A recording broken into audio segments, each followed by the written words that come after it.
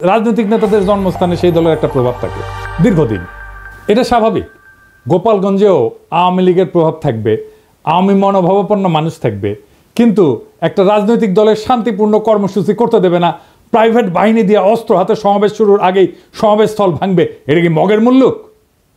কেন বিএনপিকে তো গত ফেব্রুয়ারিতে সমাবেশ করতে বাধা দেয় নাই? আমরা তো কথা বলার সভা সমাবেশের স্বাধীনতা চাইছি, রাজনীতির স্বাধীনতা চাইছি, হাসিনা এটা করতে দেয়নি। তো গোপালগঞ্জে কি এখনো হাসিনার শাসন চলে? বিএনপি ওখানে করতে পারলে এনসিপি কেন করতে পারবে না? মানে গোপালগঞ্জের আওয়ামী লীগের সাথে কি এমন প্রেম বিএনপির যে তারা সমাবেশ করতে পারবে, আর কি এমন শত্রুতা এনসিপির যে তারা যাইতেই পারবে না? বিএনপি কি হাসিনার বিরুদ্ধে লড়াই করে নাই? এই বিএনপি যখন 2024-এর 14ই সেপ্টেম্বরে প্রোগ্রাম করতে যাইতেছিল, তখন গাড়ি বহরে হামলা করে 3 জন বিএনপির নেতাকর্মীকে মাইরা ফেলাইছিল এই গোপালগঞ্জের বাকশালীরা।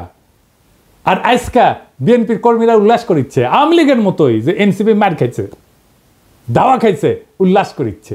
হ্যাঁ, কি বেকুবের বেকুব রে। তো বিএনপি পরে প্রোগ্রাম করলো যখন, তখন কোনো হইল না কেন? কোনো অ্যারেঞ্জমেন্ট হয়েছিল নিশ্চয়ই। তো যখন পরে বিএনপি প্রোগ্রাম করতে গেল, তখন কেন আওয়ামী লীগ ট্রিগার্ড হইল না? কেন ডাক্তার জাহিদ ট্রিগার্ড হইল না? কেন কচু খেতে ট্রিগার্ড হইল না? কেন আগে থেকে আওয়ামী লীগেরা চ্যালেঞ্জ ছুড়ে দিতে থাকলো? প্রশ্নটা এখানেই। তার মানে বিএনপির সাথে গোপালগঞ্জ আওয়ামী লীগের এই মুহূর্তে কোনো কনফ্লিক্ট নাই, কনফ্লিক্ট আছে এনসিপির সাথে। তার মানে এনসিপি সেই শক্তি যা হাসিনাকে উৎখাত করছে, তারে ঠেকাইতে হবে। বিএনপির সাথে আর কোনো শত্রুতা নাই। তাই আওয়াজ তুলছে গোপালগঞ্জের ছাত্ররা ঢুকতে পারবে না, ঢুকলেও বাইরে হতে পারবে না। এইটা ছিল মিথ। এই মিথ চুরমার হয়ে গেছে। রাজনৈতিক দলের কর্মসূচিকে নিরাপত্তা দেওয়া পুলিশের কর্তব্য, আর্মির কর্তব্য। এনসিপি মারপিট করতে যায় নাই, সভা করতে গেছে, রাজনৈতিক সভা। এনসিপির হাতে অস্ত্র ছিল না, আমরা সবাই দেখছি। তারা খালি হাতে গেছে, পুলিশ আর্মি নিরাপত্তা দিচ্ছে, তাদের পেশাগত কাজ করছে। পুলিশ আর্মি এই কাজটা করছে রক্তপাতহীনভাবে, কোনো প্রাণ ঝরে নাই, যতক্ষণ পর্যন্ত এনসিপির নেতারা ছিল।